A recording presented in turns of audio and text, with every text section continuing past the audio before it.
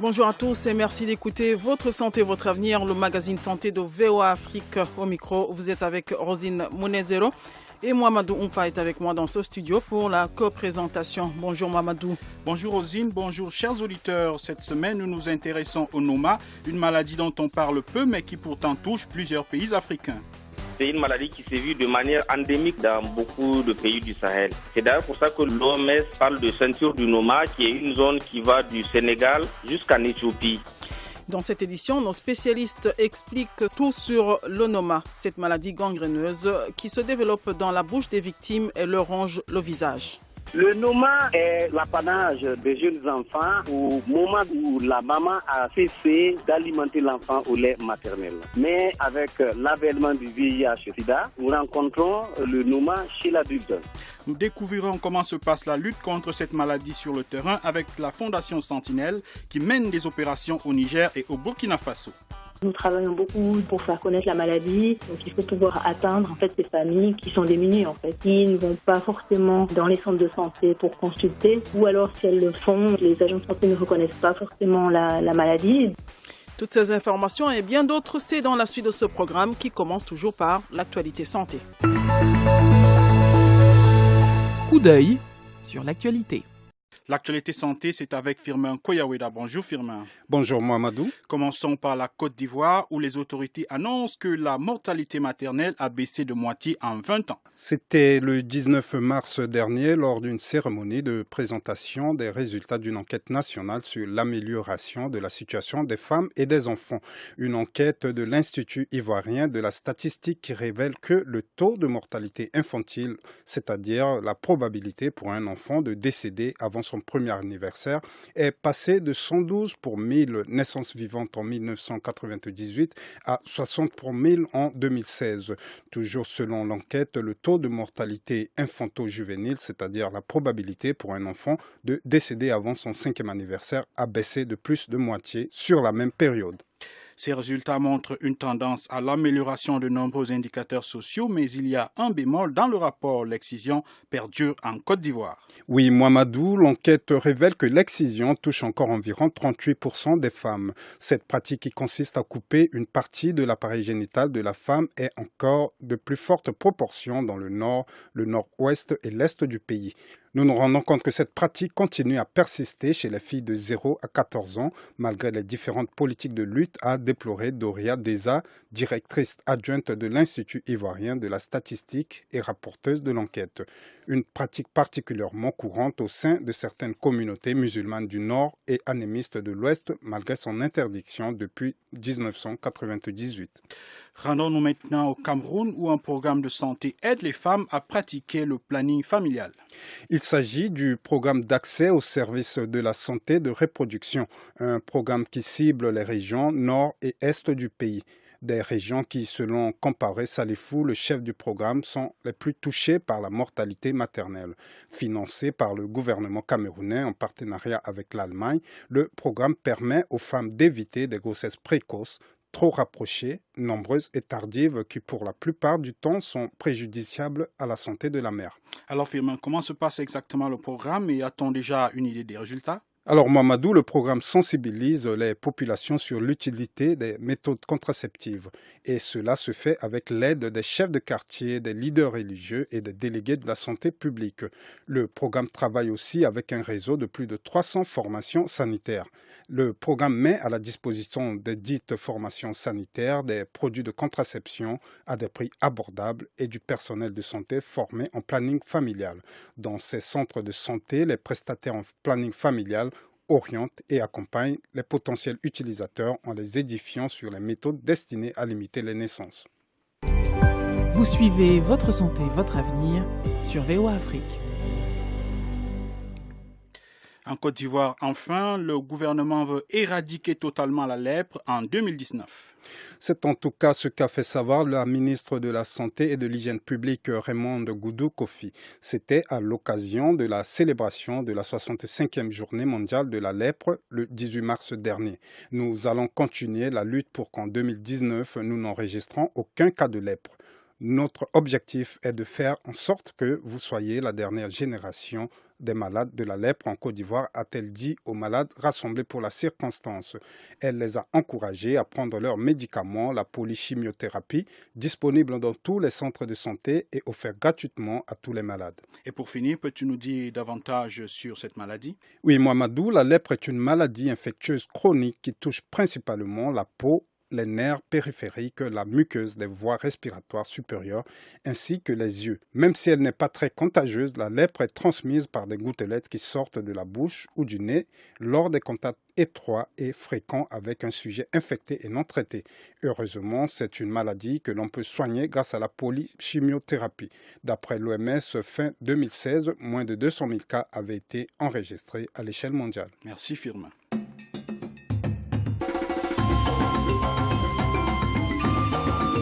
Votre santé, votre avenir, l'invité de la semaine.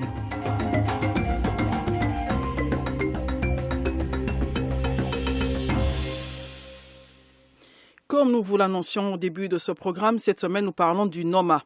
C'est une maladie dont on parle peu, mais qui touche de nombreux enfants vivant dans des conditions d'extrême pauvreté, essentiellement en Afrique et en Asie. La maladie commence souvent par une plaie dans la bouche, ensuite un gonflement sur la face qui finit par ronger et déformer le visage. Pour en savoir plus sur la maladie, nous avons joint le docteur Kansem Tarsissus. Il est médecin et spécialiste en stomatologie et chirurgie maxillofaciale au centre hospitalier universitaire Yalgado Ouedraogo de Ouagadougou au Burkina Faso. Tout d'abord, il nous a expliqué les facteurs qui favorisent l'apparition de la maladie chez un individu. Le Noma est favorisé par un ensemble de facteurs. Il y a des facteurs généraux et des facteurs locaux.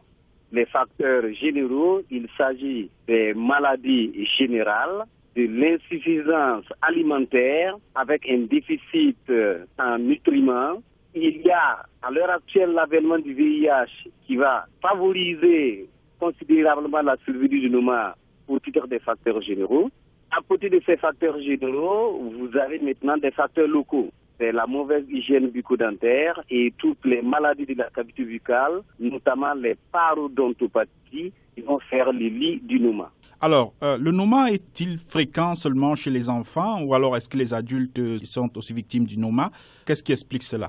Le Noma est surtout l'apanage des enfants, des jeunes enfants en bas âge, au moment donc où la maman a cessé d'alimenter l'enfant au lait maternel. Mais à l'heure actuelle, avec l'avènement du VIH-Sida, nous rencontrons le Noma chez l'adulte. Alors, pourquoi chez l'enfant préférentiellement? Parce que tout simplement, l'immunité de l'enfant en dessous de 3 ans n'est pas suffisamment forte pour faire face aux agressions et infectieuses que nous rencontrons au quotidien. Alors, quels sont les signes d'alerte, les signes qui permettent de reconnaître précocement, par exemple à un parent de savoir que là, mon enfant peut-être développe déjà le Noma? Est-ce que vous pouvez nous parler des signes d'alerte? Les choses se passent en quelques heures. En effet, il y a des signes prémonitoires que nous appelons naturellement, comme vous l'avez dit, des signes d'alerte. Mais en réalité, ces signes d'alerte-là sont des préludes à l'installation du Noma. Et ces signes d'alerte sont vus dans les 72 heures où en réalité l'enfant va présenter un syndrome fébrile avec un syndrome infectieux qui n'est pas très important, mais surtout au plan local, une tuméfaction inflammatoire de la joue et à l'intérieur de la cavité buccale, une lésion gingivale qui va naturellement évoluer. Et au bout de ces 72 heures, si les choses ne sont pas réglées, si le traitement n'est pas entrepris, à l'issue donc de la 72e heure, alors la phase d'état va s'installer et nous allons noter au niveau de la joue de l'enfant un liséré qui sera tracé comme si en réalité quelqu'un était passé par là et il avait bien sûr schématisé la future perte de substance. À partir de cet instant, les choses sont déjà en réalité, on ne peut plus empêcher l'évolution du Noma. Ce qui veut dire tout simplement que cette période que nous appelons signe avant-coureur ou prélude est très importante et tout se joue en 72 heures. Oui. Le Noma est-il une maladie contagieuse? Non, le Noma n'est pas une maladie contagieuse. Et le Noma est une maladie certes infectieuse, mais à germe non spécifique. Donc ce n'est pas une maladie contagieuse. Parce que tout simplement, comme je vous l'ai dit, les facteurs favorisants sont surtout cette dénutrition qui est là, liée à l'insuffisance alimentaire, mais les maladies générales, les maladies infectieuses courantes et tout naturellement, les déficits en micronutriments et les facteurs locaux que nous avons cités en parlant donc des parodontopathies et de tout ce qui peut affecter négativement la cavité buccale. Donc vous voyez qu'on ne peut pas en tant que tel, on ne peut même pas parler de maladies contagieuses parce que vous n'avez pas un germe spécifique qui va naturellement organiser une contamination du sujet qui est proche ou du sujet dans l'environnement. Alors, on sait que l'Afrique est l'un des continents les plus touchés par le Noma. Est-ce qu'il y a des raisons particulières qui expliquent le fait que l'Afrique soit un continent particulièrement touché par le Noma?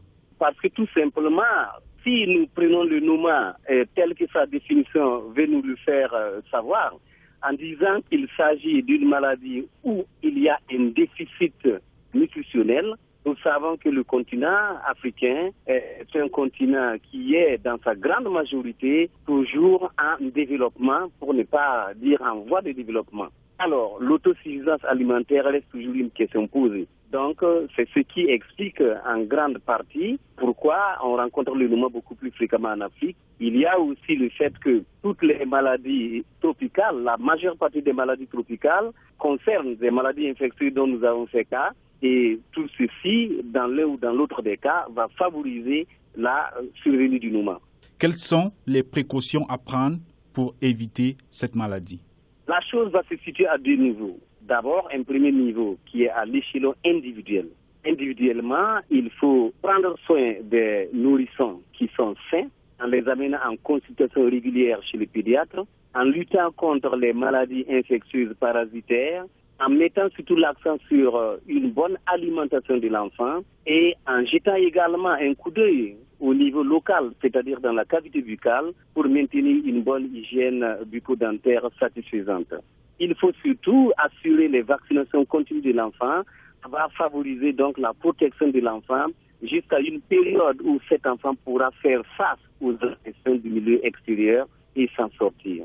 Au niveau collectif, il faut surtout mettre l'accent sur la bonne répartition des richesses qui sont d'ailleurs maigres chez nous, mais aussi demander aux autorités d'élaborer des programmes de santé suffisamment efficaces qui puissent produire donc, un bénéfice pour l'ensemble de la population. Voilà grosso modo des éléments qui peuvent en tout cas participer à lutter efficacement contre le Noma. Somme toute, il faut pouvoir retenir que c'est la vaste chaîne de solidarité aussi nationale qu'internationale qui est vraiment le gage de la lutte contre le Noma. Nous remercions le docteur Kansem Tarsissus qui nous répondait depuis Ouagadougou au Burkina Faso.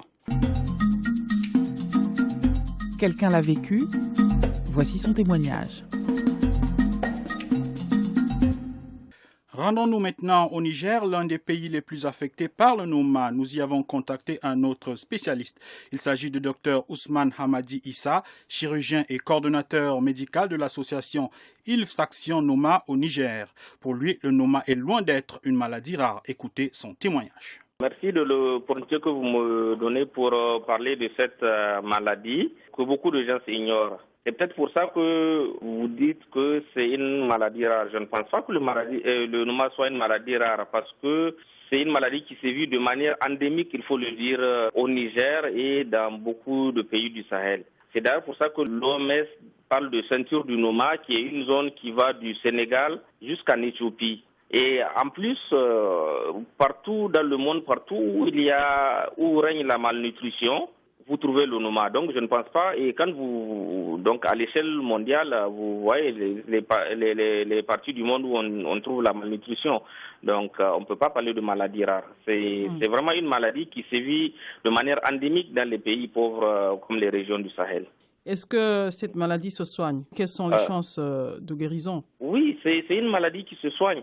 C'est une maladie qui se soigne, il faut prendre deux cas. Quand la maladie est diagnostiquée précocement au stade du début, il suffit juste de quelques soins donc d'hygiène donc au niveau buccal et alimenter l'enfant, puisque c'est très souvent les enfants, alimenter l'enfant et lui faire des bains de bouche et le problème est réglé. À un stade plus avancé, quand il y a l'installation de l'édème facial et de la fièvre, il faut aussi en plus adjoindre des antibiotiques. Quand c'est au stade d'escar, oui, il faut en ce moment agir de manière chirurgicale pour traiter le noma et on peut y guérir. Mais il faut noter que c'est une maladie qui fait 80% de mortalité. Donc, si on n'agit pas vite, le patient peut décéder, mais le noma se soigne et il suffit juste d'administrer des soins locaux, et de donner des antibiotiques et on peut y guérir. Et maintenant, au stade de séquelles, il existe beaucoup de techniques de reconstruction pour réparer les pertes de substances, donc les dégâts qui sont causés par le noma. Vous venez de dire qu'à 80%, si elle n'est pas soignée, elle est mortelle. Y a-t-il des obstacles? 80 à 90% des patients, oui. Oui. Y a-t-il des obstacles ou des difficultés qui compliquent l'accès aux soins pour les patients du noma? Oui. Très souvent, vous savez, c'est une maladie qui est liée à la fatalité. On pense que c'est une maladie qui est due à un sort jeté. Donc, les populations même croient qu'il n'y a pas de remède à cette maladie. Donc, les patients sont cachés, ils vivent cachés. On ne les amène pas au niveau des centres de santé. Ça, c'est un. Deuxième chose, c'est que, comme j'ai dit que c'est une maladie de la précarité, dans les pays où sévit cette maladie, l'accès aux soins n'est pas régulier. Il faut faire des kilomètres pour trouver un centre de santé et quand on le trouve, il n'y a pas de médicaments comme des antibiotiques. Donc tout cela fait que l'accès aux soins pour ces patients est très difficile. Docteur Ousmane, en votre qualité de spécialiste, quelles recommandations pouvez-vous faire aux populations et surtout aux autorités africaines pour combattre efficacement cette maladie? Les recommandations que je peux formuler, c'est qu'aux populations déjà, il faut qu'elles sachent que le noma n'est pas une fatalité. Le noma est une maladie qui se soigne. On peut guérir du noma. Une fois qu'il y a des séquelles installées, ces séquelles elles peuvent être réparées. Donc, ne vivons pas cachés avec le noma, ne cachons pas les patients qui ont le noma. Il faut les amener au niveau des centres de santé assez précocement. Et aux autorités africaines, c'est qu'il faut combattre la précarité parce que tant qu'il y aura la précarité, tant qu'il y aura donc la malnutrition, le noma sévira. Et donc, il faut aussi favoriser l'accès aux soins aux populations. Donc, créer des centres de santé et approvisionner ces centres de santé en médicaments suffisants pour pouvoir, notamment en antibiotiques, pour pouvoir endiguer rapidement l'évolution de la maladie qui fait, comme je le rappelle, 80 à 90% de mortalité. Vous suivez Votre santé, votre avenir sur VOA Afrique. Restons au Niger pour parler de la lutte contre le noma. Une ONG suisse, la Fondation Les Sentinelles, travaille depuis plusieurs années pour sensibiliser les populations sur la maladie, repérer les malades et les aider à recevoir les soins. Voici les explications de Valérie Elsig, responsable du programme Noma au sein de cette fondation. Sentinelle a été fondée en 1980 par Edmond Kaiser dans le but premier de porter secours à des personnes victimes de détresse qui sont souvent négligées. Edmond Kaiser a rencontré un enfant qui souffrait du noma au Pérou, déjà en 1969, mais sans savoir qu'il s'agissait du noma. Donc il avait un enfant qui avait un visage mutilé, profondément détruit par une maladie inconnue. Et puis, quand il est allé dans les années 80 pour créer un programme de soutien aux enfants victimes de malnutrition au Burkina Faso, là, des enfants qui souffraient du noma étaient présents en fait au centre. Et donc, c'est à ce moment-là qu'on a pris conscience de cette maladie qui était à cette époque, dans les années 80, très méconnue, qui reste malheureusement quand même grandement méconnue. Et donc, il a créé un programme de soutien, de lutte pour les enfants qui sont victimes du noma au Burkina Faso et puis au Niger 2 ans plus tard. Qu'est-ce qui justifie le choix du Burkina Faso et du Niger où opère Sentinelle? Pourquoi ces pays? Au Burkina Faso, nous étions présents justement par rapport à des programmes d'aide contre la malnutrition. Le Burkina Faso est un des pays les plus pauvres au monde, le Niger également. Ces pays sont aussi touchés par la pauvreté, par la sécheresse et par la malnutrition. Ce sont des facteurs qui sont liés justement à la survenue, des conditions favorables à la survenue du noma, malheureusement. pour qu'il y ait Noma, il faut qu'il y ait malnutrition, il faut qu'il y ait aussi des conditions d'hygiène qui ne soient pas bonnes, qui soient présentes. Maintenant que Sentinelle opère dans ces deux pays, est-ce que vous avez l'impression que les gens ont une meilleure perception, une meilleure connaissance de la maladie dans ces deux pays? Alors effectivement, la maladie reste largement méconnue par les habitants des deux pays et également par les agents de santé, malgré en fait des programmes de sensibilisation qui ont été faits dans les deux pays. Donc nous travaillons beaucoup par rapport à cela pour faire connaître la maladie et pour aussi lutter comme c'est une maladie perçue en fait comme une malédiction qui frappe la famille. Donc il faut pouvoir lutter contre ces croyances et pouvoir atteindre en fait ces familles qui sont démunies en fait, qui ne savent pas ce qui arrive à leur enfant, qui ne vont pas forcément dans les centres de santé. Est-ce qu'il y a des difficultés ou des obstacles particuliers dans le déploiement des activités de Sentinelle dans ces deux pays, ou alors est-ce que au-delà de la méconnaissance de la maladie, est-ce qu'il y a d'autres problèmes que vous rencontrez pour mieux mener vos activités contre le Noma? Une des principales difficultés, c'est justement de pouvoir atteindre toutes ces populations dans les régions où elles habitent. Et actuellement, que ce soit au Burkina Faso ou au Niger, des zones qui sont au niveau de la sécurité difficilement accessibles. Toutes les zones frontières, surtout entre le Burkina Faso et le Mali, par exemple,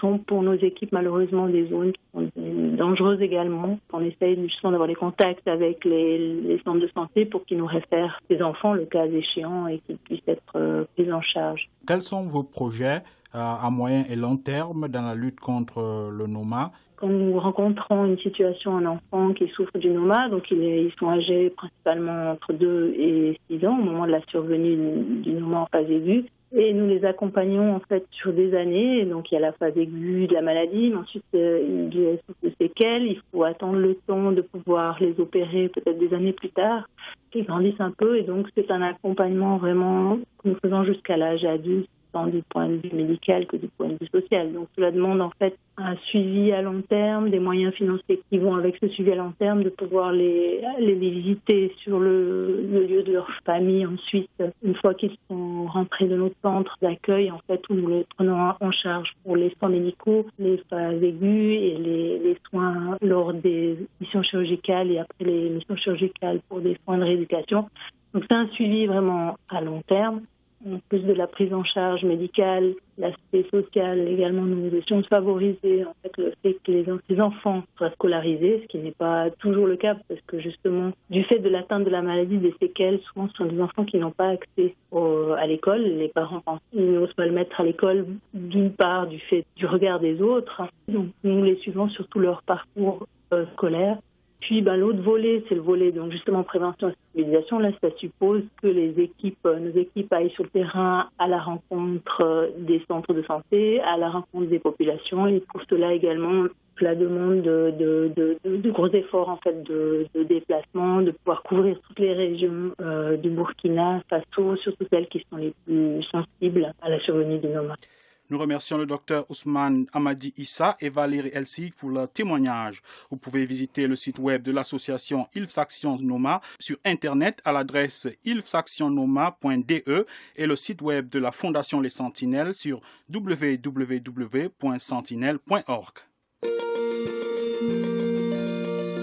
Questions et commentaires, c'est maintenant. Chers auditeurs, un expert vous répond.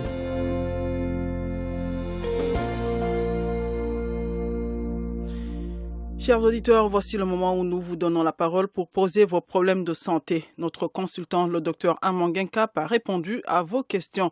Le docteur Guincap est médecin urgentiste et praticien au centre hospitalier universitaire de Soissons en France.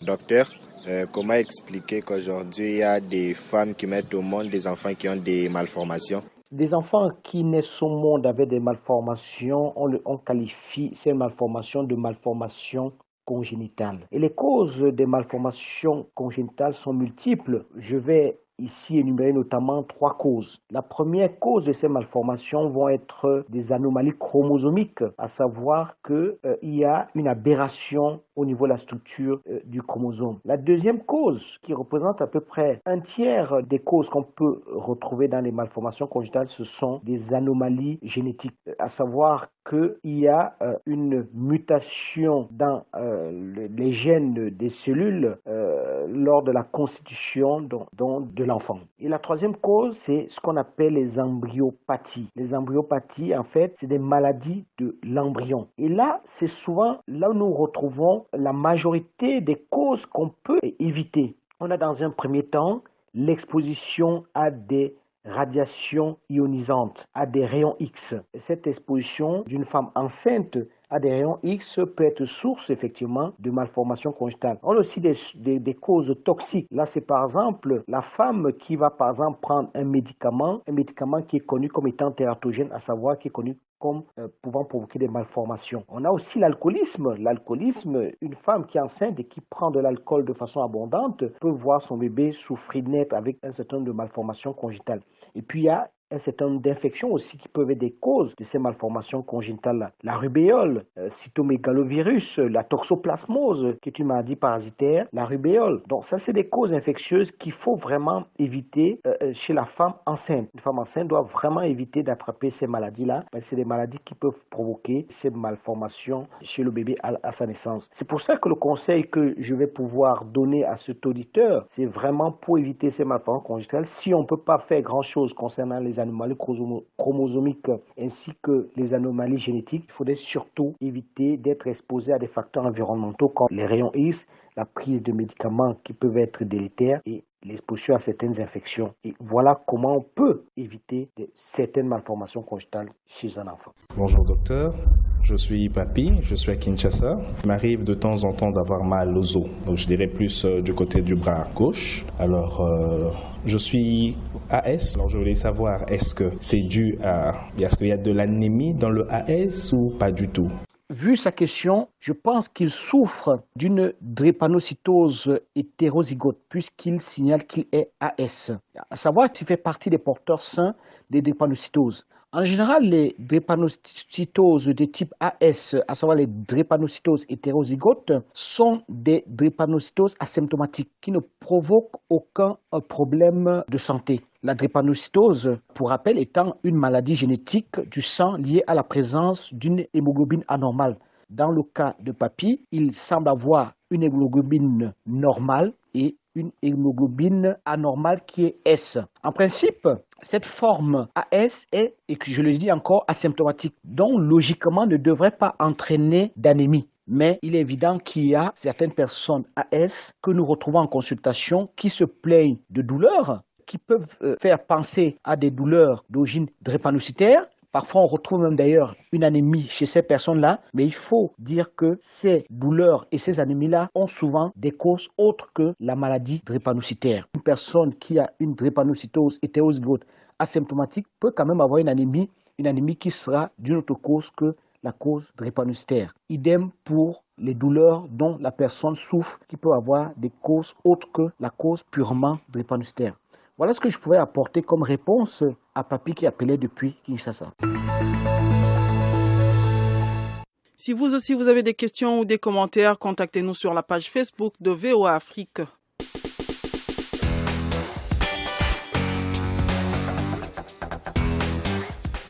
C'est ici que prend fin votre santé, votre avenir. Cette édition était consacrée au Noma, une maladie qui ronge les visages et attaque principalement les enfants. Pour en parler, nous avons reçu comme invité le docteur Consem Tarsissus, chirurgien au centre hospitalier universitaire Yalgado Ouedraogo de Ouagadougou au Burkina Faso. Il nous a parlé des facteurs qui favorisent la maladie et des précautions qu'il faut prendre pour l'éviter. Nous avons écouté deux témoignages. D'abord, celui du docteur Ousmane Amadi Issa, chirurgien et coordonnateur médical de l'association Ilfaction Noma au Niger. Avec lui, nous avons évoqué les difficultés dans la prise en charge et le traitement des patients du Noma. Après lui, nous avons écouté Valérie Elsig, responsable du programme Noma au sein de la fondation Les Sentinelles, une fondation suisse qui lutte contre le Noma au Burkina Faso et au Niger. Nous leur disons merci. Nous disons également merci à Firmin Koyaoueda qui était là avec nous pour vous présenter les événements qui font l'actualité santé.